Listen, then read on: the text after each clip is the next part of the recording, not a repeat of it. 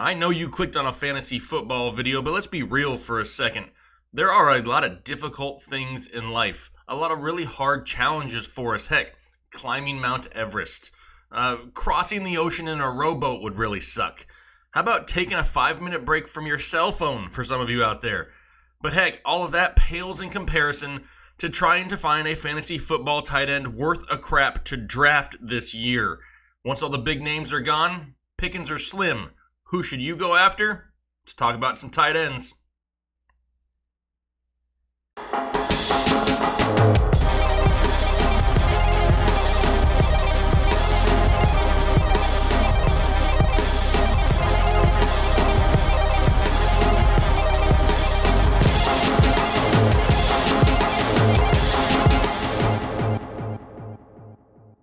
What's going on, Headliner Nation? Jake, Fantasy Headliners. Hopefully you guys are all doing well out there. Welcome back to the Draft.com studios. Today we're talking tight ends, the football kind. And yes, there's a few of them out there that, may have some value after the big names are off the board. And that's what we're going to be going through today. I got about 20 to 25 tight ends we're going to go quick takes on, kind of like we did the rapid fires with rookies, running backs, and wide receivers. So if you haven't checked out those videos, make sure you go find those. I'll put the links down below in the description. Also, in our mock draft video yesterday, I had people leave reviews of our draft guide. Maybe there's a few of you out there that haven't had your draft yet or really on the fence whether you want to buy one or not.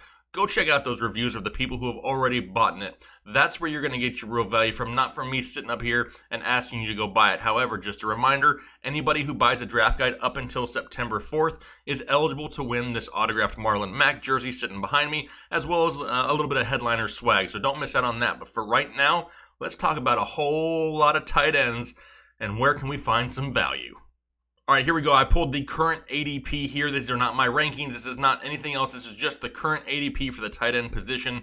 Right now, number one, it's going to be Travis Kelce of the Kansas City Chiefs, which I think is not a huge surprise. The guy's basically a wide receiver.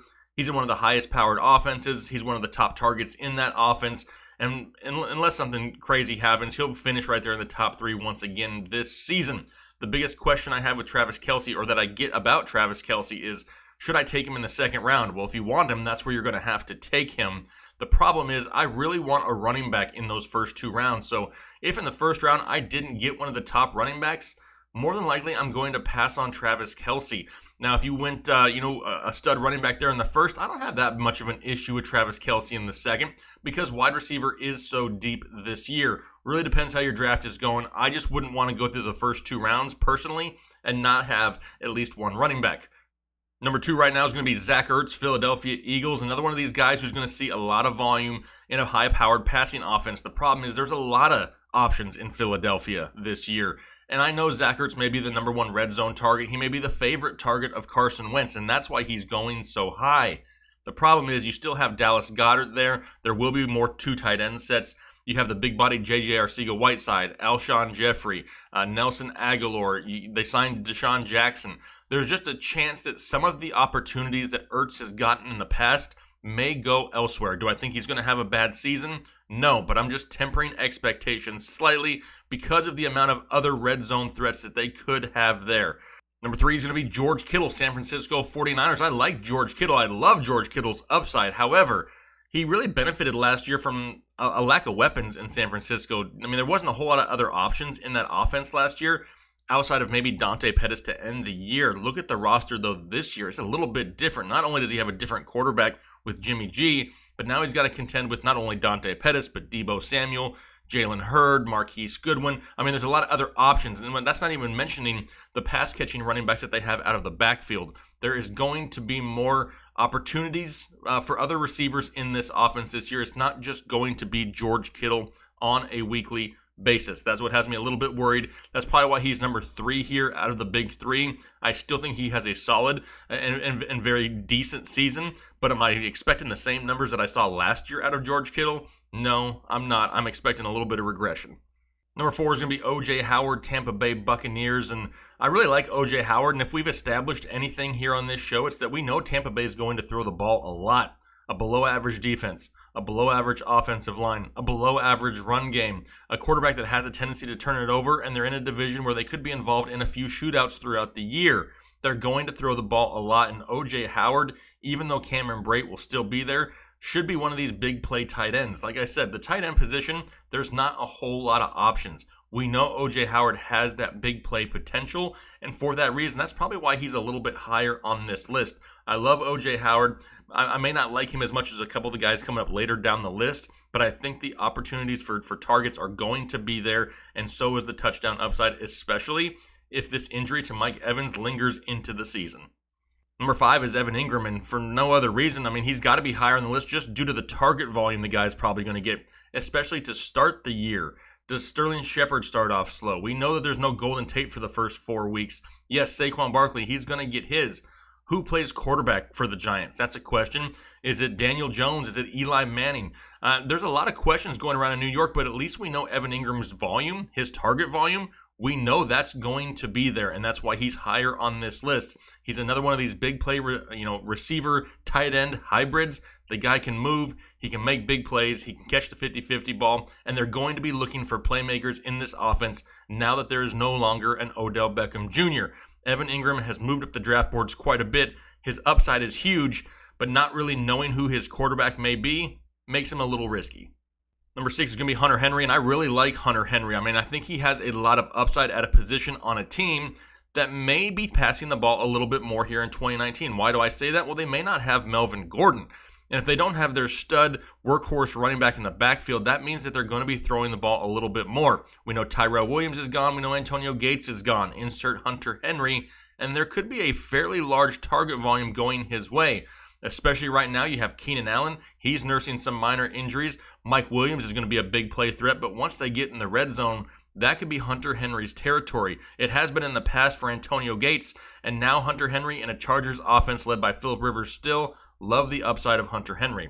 Number 7, Jerrod Cook. A lot of people are always looking for that next tight end in New Orleans. I mean, everybody wants the old school Jimmy Graham back. That's what they're expecting from these tight ends in New Orleans, and I really don't see that. However, outside of Michael Thomas and Alvin Kamara, this team is really looking for playmakers also. Yes, Traquan Smith in his second year could take a step forward. We like him late in drafts. But Jerrod Cook could provide a very nice red zone target for Drew Brees. A lot of people are off the scent saying that Drew Brees is done. He's old, but he's not done yet. I like Jerrod Cook as a decent mid-round value. If I miss out on some of the big names at the beginning, Jerrod Cook is one of the guys in the middle rounds that I will take a chance on just because of the offense that he's in. It's a high-powered passing offense, and look what he's done in the past. He produced last year in Oakland just fine with Derek Carr in a below-average offense. Put him in New Orleans. He has the opportunity. That's more than you can say for a few of the names we're about to talk to down this list. Number 8 is Eric Ebron, and I may be a little bit lower on Ebron than this. Why? It's because of Jack Doyle. That's why. I think Eric Ebron surprised people, obviously, last year, but they're expecting similar production this year, and we just can't. There's more options this year, and is Andrew Luck 100% healthy? That's another question. With not only Jack Doyle, but you got T.Y. Hilton, Never Funchess there to take away red zone targets. Eric Ebron may turn into one of these tight ends that is somewhat touchdown dependent. And if he doesn't get that touchdown on a weekly basis, he may really hurt your fantasy team. Personally, that's not the type of tight end that I would like to have. I would rather have a guy that I know is going to get a decent target volume and not just be solely reliant on touchdowns to give me a decent day. Kind of like the guy who's coming right after him, Vance Mcdonald at number 9. We know the target volume is probably going to be there. I mean, they lost a ton of targets with the departure of not only just Jesse James from the tight end position, but then they lost Antonio Brown. Le'Veon Bell's not coming back. I mean, there's a lot of targets up for grabs in the Pittsburgh offense. Now, yes, Vance McDonald's not going to go out there and get, 150 targets this season. I understand that. But where you can draft him at for the potential upside in an offense that is going to be looking for a little bit of stability. Vance is familiar with the offense. Dante Moncrief coming in, he's new. I mean, he's going to be, getting acclimated to start the season. James Washington has showed flashes, but Vance McDonald and Juju Smith-Schuster, they're going to be the top receiving options on this team, at least target-wise, to start the season. I'm all aboard the Vance Dance train. Number 10 is David Njoku, and he started to fall down the ADP list once they signed Odell Beckham just because the target volume may not be there. They expect Odell to take a huge chunk of those, which he probably will. Jarvis Landry, going to take another huge chunk. Nick Chubb out of the backfield, he's going to take a lot of touches. There may not be a whole lot of opportunities for David Njoku. However, everybody wants to talk about the injury proneness of an Odell Beckham. If that's the case, If Odell does get hurt at some point this year, Jarvis slides back over to the number 1. You got the Rashard Higgins and Antonio Callaway moving up into that 2-3 role. David Njoku all of a sudden becomes very, very intriguing. He's definitely somebody that I don't mind, taking a stab on late in drafts, because we know that offense in Cleveland is going to be much improved. They're going to be on a mission to go out there and prove the naysayers and the haters wrong this year. That's what's going to happen. That's why I don't mind David Njoku. He is a high risk. He is not a safe pick tight end. However, in some drafts, I'm willing to take that little bit of a risk for that huge upside. Number 11 is going to be Austin Hooper, and we talk about the Falcons offense a lot, how we like Matt Ryan, Calvin Ridley, and Julio Jones, and I like Devontae Freeman this year. Austin Hooper may kind of be the odd man out. In my opinion, though, he may be a safe floor play. And yes, I said floor, not four. I think that he has that ability to go out there and get you, 4 catches a game or so for about 40, 50 yards. So if you're in a PPR league, he has that 7 to 9 point floor on a weekly basis. He's a safer pick. If you took a lot of risks early and you miss out on tight end, Austin Hooper is going to have an opportunity, but he just may not have that huge ceiling that you're looking for. Not a bad pick, not a sexy pick, just a solid pick. Number 12 is going to be Delanie Walker. A lot of people are thinking people are sleeping on Delanie Walker, and we're not. It has nothing to do with Delanie Walker or his age or the injuries that he's coming off of. It has to do with the passing offense of the Tennessee Titans.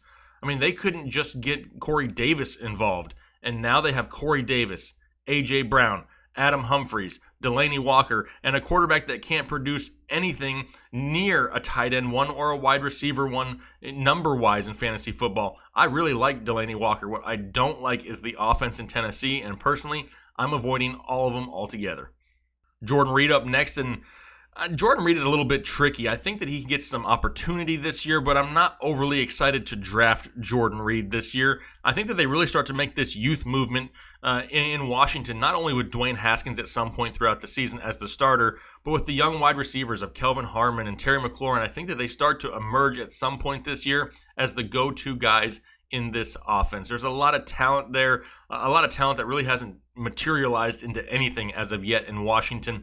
Jordan Reed may have another one of those decent years, but I see him kind of capped right around that 50 reception, 500 yard mark, which isn't really something you want to rely on a weekly basis.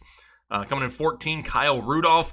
I think Rudolph is really in danger of losing the tight end 1 spot on his own team to Irv Smith Jr., who looks great here in the preseason. I like the consistency of Rudolph. The ceiling is not going to be there. They do make a more conscious effort to run the football in Minnesota, and I think Diggs and Thielen are going to soak up the majority of the passing targets, along with Dalvin Cook out of the backfield. Personally, Kyle Rudolph doesn't have that high enough ceiling for me to really want to focus on draft day.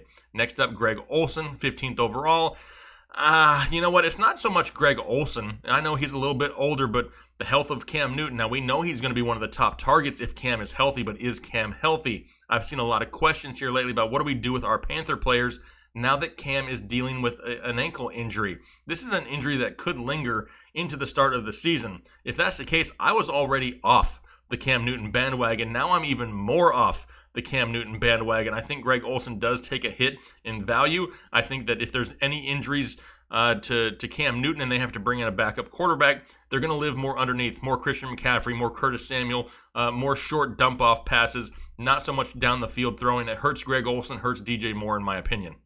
Mark Andrews of the Baltimore Ravens, and this guy kind of has some George Kittle breakout potential in my opinion. Now, I don't love the Baltimore Ravens passing offense. I don't. It's nothing really against Lamar Jackson. I just think that they run the ball so much it limits the opportunities. But Mark Andrews is a very, very, very good tight end, a very undervalued tight end.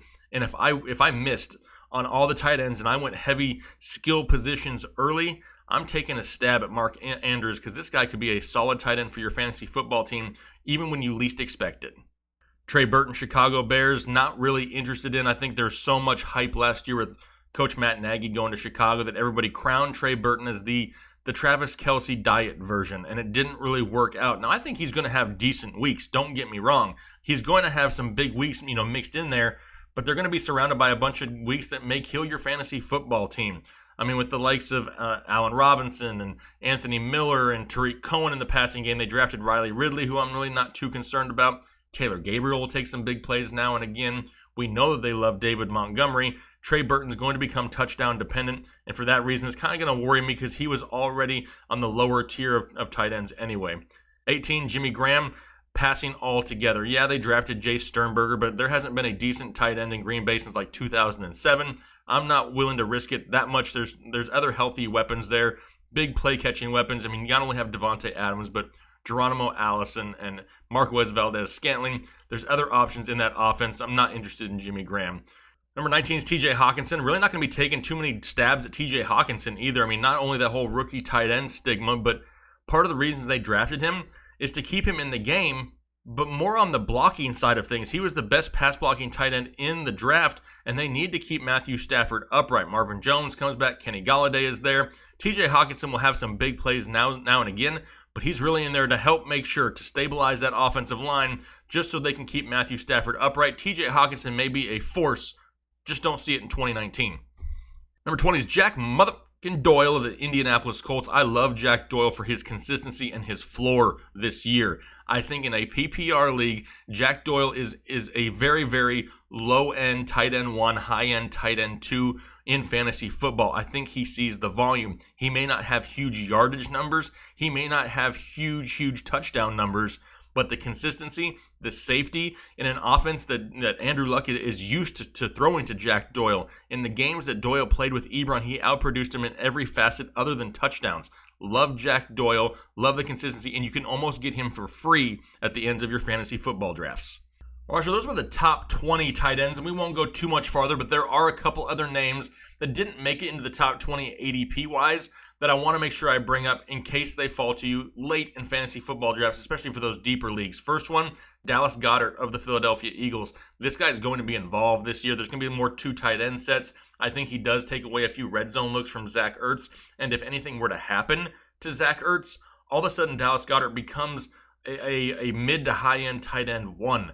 He's kind of like the best tight end handcuff ever with a little bit of upside on a weekly basis. Don't forget about Dallas Goddard. Darren Waller of the Oakland Raiders is another name to pay attention to. He's going to be the starting tight end week 1. And don't forget what Jerrod Cook did in this offense last season. Now, yes, there were less pass catching options in Oakland. I understand that. But Darren Waller could turn into a decent, end of the draft stash as a tight end if you didn't get one of the top guys. If you didn't get a top tight end, you may be stuck grabbing 2 lower tier guys and hoping that one of them pans out. Lastly, Mike Giuseppe of the Miami Dolphins is another name just to pay attention to. The problem here, we really don't know who the quarterback's going to be. Is it Ryan Fitzmagic or Josh Rosen? Either way, they don't have very many other big play receivers in that offense. I don't want to hear the name Devontae Parker. He's kind of like Bigfoot. There's just sightings of him. He's great in preseason and disappears in the regular season. Mike Giuseppe could turn into a huge red zone threat if the Dolphins can ever get in the red zone. All right, so those were the top 20 tight ends being drafted right now, and 3 nuggets there at the end just to throw on top, kind of like a cherry on top. Who are you targeting on draft day? Which of these names are you hoping to get? Are you reaching for one of the big names? Are you going to take a couple of the lower tier guys and try to hit, this year's George Kittle out of the bunch? They are out there. Somebody will outproduce their ADP. Who is it going to be? We'll find out here shortly. The season's right around the corner. Don't forget, head over to fantasyheadliners.com. A lot of other great information over there. A lot of other articles and stuff, as well as purchasing our draft guide if you haven't drafted yet. $19.99 to get you absolutely ready for your fantasy football drafts here before the start of the season. We're one of the most interactive channels on YouTube, so make sure not only hit that like button for me, but leave a comment down below. Would love to talk to you. Let's talk a little tight ends, the football kind here at Headliner Nation. Hopefully you guys have a great rest of your day. We'll talk to you later.